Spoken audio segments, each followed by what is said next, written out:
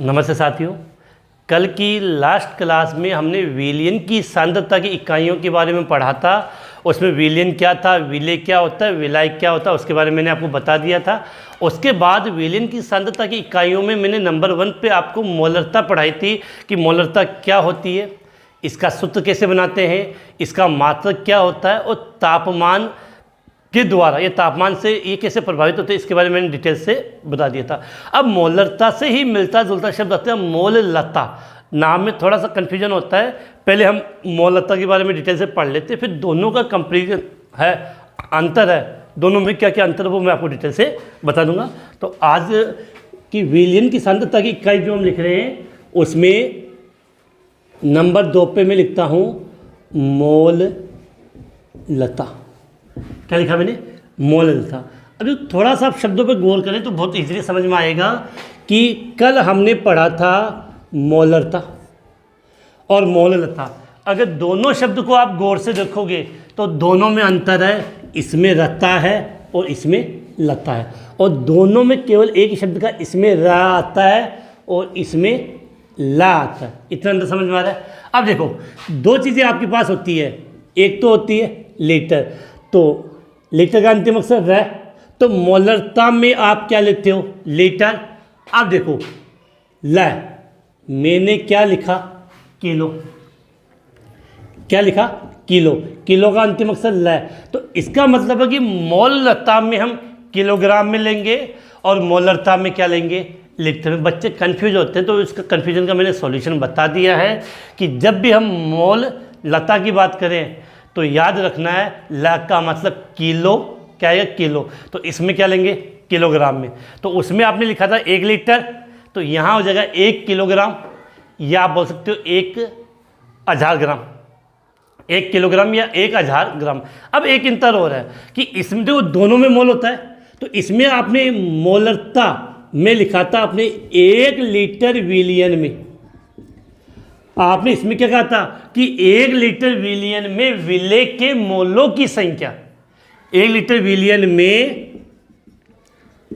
विलय के मोलों की संख्या। अब इसमें देखो मोल है तो विलय के मोल आएंगे, तो पहली बात तो इसमें लीटर के स्थान पे आएगा 1 किलोग्राम। क्लियर? दूसरा सबसे महत्वपूर्ण अंतर जहां बच्चे कन्फ्यूजन होते हैं कि इसमें हम विलयन काम में लेंगे और यहाँ पर क्या आएगा? विलायक। इसके अलावा कोई अंतर नहीं है, बाकी की सब चीज़ें सेम है। तो मुझे नहीं लगता कोई किंतु परंतु होगी कि इसकी परिभाषा हम क्या बोलते हैं? 1 लीटर विलयन में, 1 लीटर विलयन में विलय के मोलों की संख्या मोलरता कहलाती है। इसमें क्या आएगा? 1 किलोग्राम। 1 किलोग्राम, यहाँ विलयन शब्द आएगा और यहाँ पर क्या आएगा? विलायक। तो इतना अगर आपके माइंड में ये बात सेट हो गई तो कहीं कन्फ्यूजन किंतु परंतु वाली बात नहीं है। तो 1 किलोग्राम विलायक में, 1 किलोग्राम विलायक में विलय के मोलों की संख्या क्या कहलाएगी? मोललता। उम्मीद है ये चीज़ें आपके माइंड में बैठ गई होगी। अब हम इसकी डेफिनेशन को, इसकी परिभाषा को सब बातें करते हैं। पहली बात, हमने मोलरता, जो थोड़ा सा समझना है, वापस एक बार लिख रहा हूँ, कन्फ्यूजन ना रहे। मोलरता, ये बड़ी बहन है तो इसको कैपिटल एम से रिप्रेजेंट करते हैं, ये छोटी बहन है तो इसको हम किससे रिप्रेजेंट करेंगे? स्मॉल एम से। याद होगी? मंगलिया की माँ। तो बात करें तो मोलरता कैपिटल एम से थी, मोललता इसको हम किससे रिप्रेजेंट करेंगे? स्मॉल एम से। बाकी कोई कन्फ्यूजन नहीं है, सेम इसी की तरह चलेगा। और बिल्कुल मैंने एकदम स्लो इजीली पढ़ाया था, और मैंने कहा था देखो जल्दीबाजी करने की जरूरत नहीं है। ये टॉपिक मैं यहाँ पर इसलिए एकदम धीरे ले रहा हूँ क्योंकि ये टॉपिक आपको 12th में जब आप जाओगे, 12th में जाओगे तो वहाँ चैप्टर नंबर 2 में आपको एज इट इज़ ऐसा का ऐसा पढ़ना पड़ेगा। तब मैंने सोचा कि 11th में हम इसको अच्छे तरीके से थोड़ा स्लो पढ़ लेते हैं कि एक बार माइंड में फिट बैठ गया है तो कहीं किंतु परंतु नहीं रहेगी, और 2 साल अपने को याद रहेगा जब तक हम केमिस्ट्री पढ़ेंगे। तो स्टार्ट करते हैं यहाँ से हम। तो मोललता अर्थात किलोग्राम में आएगा तो परिभाषा क्या लिखेंगे? 1 किलोग्राम, और विलयन के स्थान पे क्या लेंगे? यहाँ पे विलायक। 1 किलोग्राम विलायक में 1 किलोग्राम विलायक में उपस्थित, 1 किलोग्राम विलायक में उपस्थित विलेय के मोलों की संख्या, विलेय के मोलों की संख्या, 1 किलोग्राम विलायक में उपस्थित विलेय के मोलों की संख्या मोल लता कहलाती है। कोई किंतु परंतु नहीं है। कैपिटल एम इसको स्मॉल एम, इसे स्मॉल एम से प्रदर्शित करते हैं। इसे किससे प्रदर्शित करते हैं? स्मॉल एम से प्रदर्शित किया जाता है। बात समझ में आ जाएगी। तो परिभाषा बिल्कुल माइंड में क्लियर कि 1 किलोग्राम विलायक में उपस्थित विलेय के मोलों की संख्या मोल लता कहलाती है और इसे स्मॉल एबीसीडी वाले एम से लिखा जाता है। अब देखो, अब एक मात्रक में आपको ये सिखा दूं। मात्रक क्या है?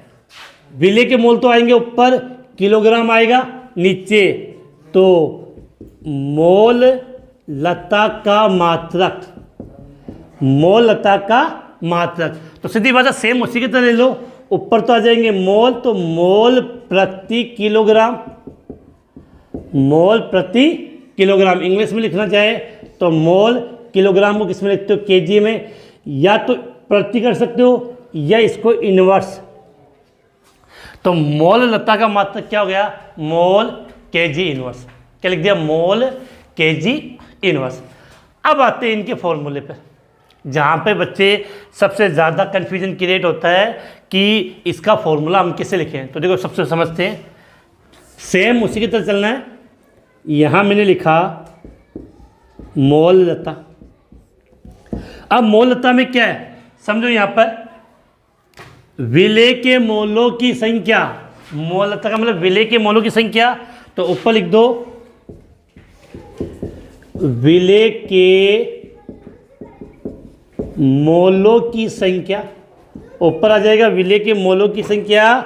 और नीचे क्या लिखेंगे वो समझो। नीचे क्या लिखेंगे? वहां आपने क्या लिखा था? विलियन का आयतन, विलियन का आयतन। इसमें विलियन नहीं है। पहली बात, इसमें क्या है? विलायक। किलोग्राम कब लेते हैं? जब किसी का भार लेना हो, द्रव्यमान लेना हो, तो विलायक का भार। अब विलायक का भार किस में? किलोग्राम में। विलायक का द्रव्यमान या विलायक का भार हम कहते हैं। तो यहां पर मैंने लिख दिया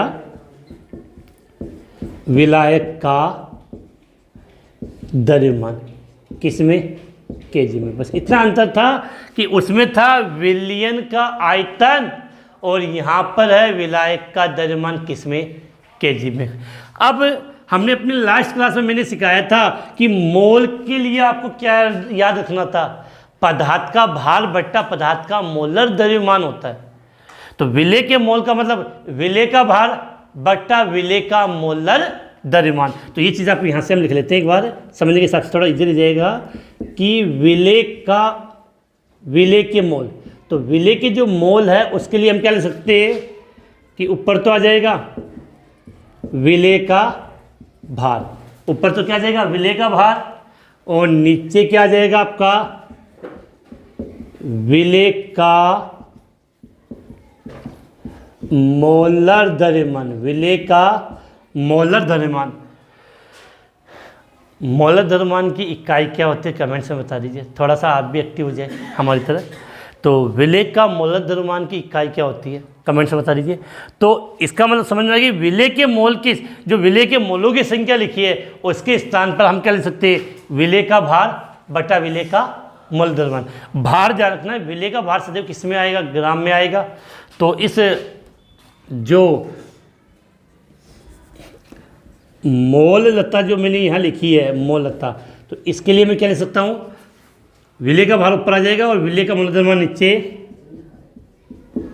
विलेय का भार, विलेय का भार किस में होगा बेटा? ग्राम में। विलेय का भार ग्राम में, और नीचे क्या आ जाएगा? विलेय का मोलर द्रव्यमान। विलेय का मोल द्रव्यमान कहाँ लिख दिया हमने? नीचे। और क्या बच गया? विलायक का द्रव्यमान या विलायक का भार, एक ही मतलब है, विलायक का द्रव्यमान किस में लेंगे? केजी में, किलोग्राम में। तो अगर मोलरता वाला टॉपिक पढ़ा था समझ जाए तो उसमें और इसमें कोई कन्फ्यूजन, नाममात्र का अंतर मैंने समझा दिया। अब देखो नॉर्मली सवालों में आपका विलायक का जो द्रव्यमान है वो केजी में ना मिलकर ग्राम में मिलेगा, और ग्राम में कन्वर्ट करेंगे तो पूरे फॉर्मूले को कितने से मल्टीप्लाई करना पड़ेगा? 1000 से। तो इस बाकी की चीज़ें को मैं यहाँ लिख रहा हूँ, नीचे जगह स्पेस है नहीं है। तो देखो यहाँ मैंने लिखा मोलता बराबर, ऊपर तो क्या जाएगा आपका विलेय का भार कोष्टक में ग्राम में, और नीचे क्या लिखेंगे? विलेय का मोलर द्रव्यमान, विलेय का मोलर द्रव्यमान इनटू विलायक का द्रव्यमान। अगर इस विलायक के द्रव्यमान को जैसे ही मैंने किस में लिया? ग्राम में, तो पूरे फॉर्मूले को किससे मल्टीप्लाई कर दो? 1000 से। पूरे फॉर्मूले को किससे मल्टीप्लाई कर दो? 1000 से। तो ये आपका मोलरता ज्ञात करने का क्या? मोलरता ज्ञात करने का फॉर्मूला आपका यहाँ बन गया। अब क्या होता है, रियल में फॉर्मूला तो ऐसा होता है, लेकिन प्रतीकों के माध्यम से हम व्यक्त कर लें जिससे इतनी स्पेस ना करे और फटाफट हम जल्दी भी लिख सके। तो मैंने अपनी लास्ट क्लास में आपको कुछ चीज़ें बताई थी कि जब भी आप एम की पोस्टर यूट्यूब चैनल पर पढ़ोगे तो कन्फ्यूजन होता है कि हम विलेय को किस में मानेंगे, विलायक को किस में मानें। तो मैंने एक सीधी सी बात की है कि विलेय सबसे पहले याद करना है, विलायक को हम रिप्रेजेंट करेंगे कैपिटल ए से, और जो विलेय होगा उसको हम रिप्रेजेंट करेंगे कैपिटल बी से। बिल्कुल क्लियर होना चाहिए। इसके बाद देखो यहाँ लिखा आपका, इसी फॉर्मूले में बात करते हैं, मैंने लिखा विलेय का भार, विलेय का भार। अब देखो भार को हम किस में लिखते हैं? डब्लू में, और विलेय का है तो नीचे क्या लगा दिया? W B. देखो डब्लू का मतलब भार हो गया और बी का मतलब विलेय का, तो विलेय के भार को हम क्या लिख सकते हैं? W B. फिर हम यहाँ पे लिख रहे हैं विलेय का मोलर द्रव्यमान, मोलर द्रव्यमान को हम रिप्रेजेंट करते हैं कैपिटल एम से, और किसका मोलर द्रव्यमान है? विलेय का, तो डब्लू एम बी हो गया, एम बी। अब आ जाओ विलायक का द्रव्यमान या विलायक का भार, मतलब एक ही है, तो मैंने लिखा विलायक का भार। अब भार को आप किससे लिखोगे? भार को हम किससे लिखेंगे? डब्लू से। लेकिन विलायक के लिए हम किसका प्रयोग करते हैं? एक का, तो विलायक के भार को हम लिखेंगे डब्लू ए। अब ये शब्द आपको समझ में आने कि डब्लू ए का मतलब विलायक का भार और डब्लू बी का मतलब विलेय का भार होता है। क्लियर है? ये सब चीज़ें आपको आ गई। अब इनको फॉर्मूले में आप पुट कर दो, आपका फॉर्मूला बन जाएगा। काफ़ी बच्चे इस चीज़ से डरते हैं, तो डरने वाली बात नहीं, बिल्कुल सिंपल चीज़ें हैं। देखो मोललता, मोललता को हम किससे लिखेंगे? स्मॉल एम से। विलेय का भार, विलेय के भार को लिखते हैं हम डब्लू बी से। ठीक है? विलेय का मोल द्रव्यमान एम बी से, विलायक का द्रव्यमान डब्लू ए से, और ग्राम में ले रहे हैं तो पूरे फॉर्मूले को हमने कितने से मल्टीप्लाई कर दिया? 1000 से मल्टीप्लाई कर दिया।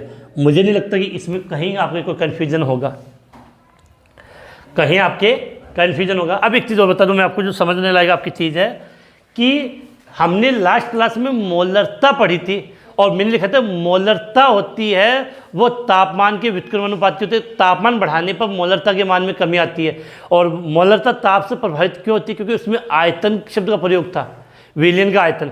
अब देखो इस फॉर्मूले में विलेय का भार, विलेय का मोलर द्रव्यमान, विलायक का द्रव्यमान, तो इसमें केवल द्रव्यमान शब्द आया है, अर्थात द्रव्यमान पर ताप का कोई प्रभाव नहीं पड़ता है। द्रव्यमान पे ताप का कोई प्रभाव नहीं पड़ता। इसका मतलब क्या होता है कि विलयन की मोललता ताप से अप्रभावित रहती है, अप्रभावित होती है, मतलब उस पर ताप से कोई इफेक्टेड नहीं। तो एक लाइन हम नीचे लिख सकते हैं यहाँ पे कि विलयन की मोललता, विलयन की मोललता ताप से, विलयन की मोललता ताप से अप्रभावित, विलयन की मोललता ताप से अप्रभावित रहती है। अर्थात तापमान का इस मोललता पर कोई प्रभाव नहीं पड़ता है। तापमान का इस मोललता पे कोई प्रभाव नहीं पड़ता है। एक बार आपका इसका स्क्रीनशॉट लें, उसके बाद में आपको इसको वापस एक बार शॉर्ट में इसका हम रिवीजन करते हैं। उसके बाद हम मोललता और मोलरता में क्या अंतर है उसके बारे में डिटेल से बात करेंगे, क्योंकि क्वेश्चन आ जाता है। हाँ, अभी हम मैं अपनी आने वाली कुछ क्लासों के अंदर इनके मैं आपको न्यूमेरिकल भी कराऊंगा, किस प्रकार से इनके सवाल अपने एग्जाम में पूछे जाते हैं। तो जल्दी से इसका स्क्रीनशॉट। अब देखो टॉपिक स्टार्ट करते हैं। इसको थोड़ा सा सिस्टमाइज में समझा देता हूँ, बिल्कुल आपको अच्छी तरीके से ये याद होना चाहिए, कोई किंतु परंतु नहीं होना चाहिए। सबसे पहले आज हमने विलियन की सांद्रता की इकाई में क्या स्टार्ट किया था, मोललता। बिल्कुल क्लियर है, मोललता। तो इसमें पहला शब्द तो आपको याद करना था कि इसमें जो ये लय शब्द आता है, जो मोल दोनों में कॉमन है, लय का मतलब यहाँ पर किससे लिया गया, किलो से। पहली बात क्लियर हुई। तो मोलरता में किलो लेंगे अर्थात द्रव्यमान आएगा, सीधी सी बात है। अब एक बात और, तो परिभाषा सीधी सदैव मैंने कहा था कितने से होगी, 1 किलोग्राम से होगी, तो मैंने यहाँ लिख दिया 1 किलोग्राम। दूसरी बात मैंने आपको क्या बताई थी कि उसमें आप विलायक शब्द का प्रयोग करते हो, लेकिन यहाँ हम किसका प्रयोग करेंगे, सॉरी उसमें विलियन शब्द का प्रयोग था, यहाँ पर किसका प्रयोग होगा, विलायक का। तो 1 किलोग्राम विलायक, बाकी का प्रोसेस सब में सेम है। तो 1 किलोग्राम विलायक में उपस्थित विलेय के मोलों की संख्या मोललता कहलाती है। और वो बड़ी बहन थी, ये छोटी बहन है, तो इसको हम किससे रिप्रेजेंट करते हैं, स्मॉल एम से। इसे हम किससे प्रदर्शित करेंगे, इसे स्मॉल एम से प्रदर्शित करते हैं। दूसरी बात, जब फॉर्मूले पे चले जाओ, जैसे ये फॉर्मूला बोला था, विलेय के मोलों की संख्या ऊपर है और द्रव्यमान मतलब केजी नीचे। इसका मतलब आप क्या लिख सकते हो, मोल बट्टा किलोग्राम। ये बट्टी में तो है, तो इस बट्टी को हम स्थिर सी लाइन के द्वारा रिप्रेजेंट कर देते हैं। तो मोललता, तो मोललता का मतलब क्या हो गया, मोल बीच में लाइन है, तो उसको क्या बोल दिया हमने, प्रति मोल प्रति किलोग्राम। या इसको आप क्या बोल सकते हो, मोल केजी इनवर्स, मोल केजी इनवर्स। इसके बाद मैंने कहा था कि इसका फॉर्मूला बनाना है। तो सीधी बात है कि आप यहाँ पर क्या ले रहे हो, विलेय के मोलों की संख्या। तो विलेय के मोलों की संख्या ऊपर आ गई और नीचे आ जाएगा विलायक का द्रव्यमान केजी में। अब जो विलेय के मोल होते हैं, मोल बराबर आप क्या ले सकते हो, भार बट्टा उसका मोलर द्रव्यमान। अलग से मैंने इसका फॉर्मूला लिखाया था, भार बट्टा मोलर द्रव्यमान। ठीक है, तो ये रखोगे तो ये आपका ये फॉर्मूला बन जाएगा। अब सीधी बात है, यहाँ विलायक का द्रव्यमान केजी में ग्राम में कन्वर्ट करेंगे, तो पूरे फॉर्मूले को हम किससे मल्टीप्लाई कर देंगे, 1000 से। और प्रतीकों के रूप में लिखोगे तो क्या हो जाएगा, स्मॉल एम बराबर हो सके तो डायरेक्टली आप इसी को याद कर लेना, ज़्यादा कंफर्टेबल रहेगा, कि स्मॉल एम बराबर डब्ल्यू बी अपॉन, बट्टे के लिए क्या बोल दिया, अपॉन, तो W B upon M B into W A multiply 1000। ठीक है, और सबसे विशेष बात अपने को याद रखनी थी कि विलियन की जो मोललता है वो किस पे, ताप से अप्रभावित रहती है, तथा तापमान पर इसका कोई प्रभाव नहीं पड़ता है।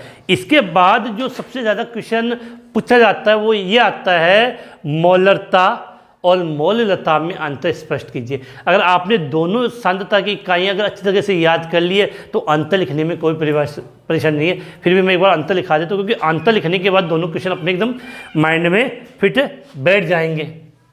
तो स्क्रीनशॉट आपने पहले ले लिए, इसको हम मिटा लेते हैं, इसके बाद हम आगे बात करें। तो इसके बाद इस दोनों में अंतर पढ़ने के बाद इनकी अगली जो इकाई आती है वो आती है मोल भिन्न, उसके बारे में भी बात करेंगे, उससे भी क्वेश्चन पूछ लिए जाते हैं। और एक आता है इसमें द्रव्यमान प्रतिशत, द्रव्यमान प्रतिशत भी दे रखा है आपके सिलेबस में। तो सबसे पहले हम बात करते हैं यहाँ पे किसकी, दोनों में अंतर। तो अंतर के लिए हम यहाँ पे लिखते हैं कि क्वेश्चन पुटअप कर लेते हैं पहले।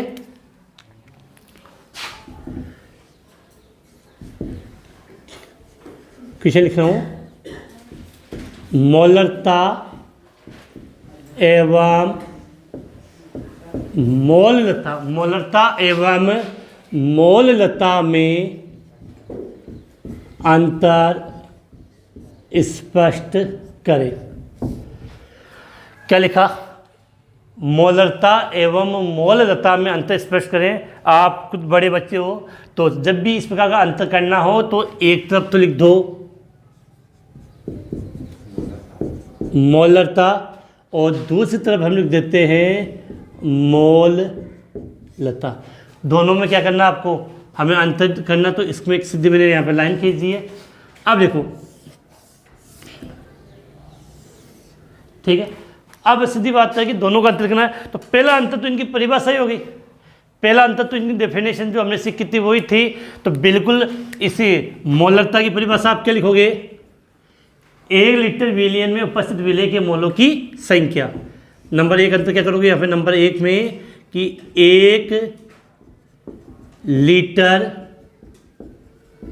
विलयन में, क्या लिखा हमने, 1 लीटर विलयन में उपस्थित, 1 लीटर विलयन में उपस्थित विलय के मोलों की संख्या, 1 लीटर विलयन में उपस्थित विलय के मोलों की संख्या मोलरता कहलाती है, कहते हैं, एक ही बात है। और इसके लिए अभी जस्ट पढ़ा था 1 किलोग्राम, 1